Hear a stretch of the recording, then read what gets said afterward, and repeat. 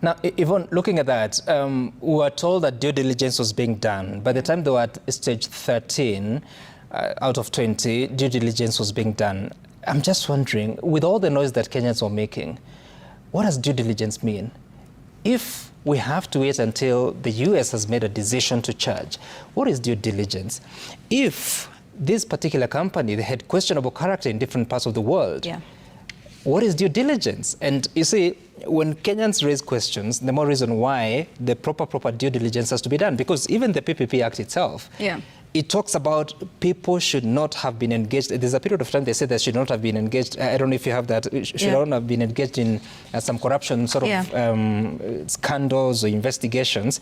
But here we are. I think the cure in future, because PPP Act is law in Kenya, the cure has to be proper work being done, but also building information when Kenyans ask for it.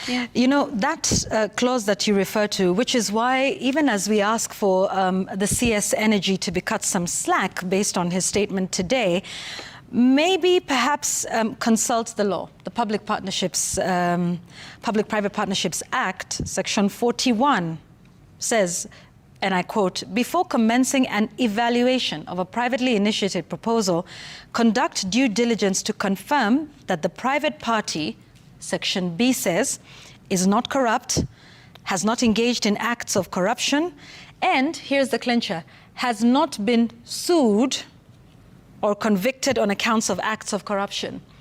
Now, has not been sued. They've just been sued this morning, for that in New York. So based on that alone, perhaps the CS may well have consulted the law before saying, fine, there may have been no allegations here, but the very law itself says that any private party that has been sued in any other jurisdiction, this must be considered before entering the evaluation.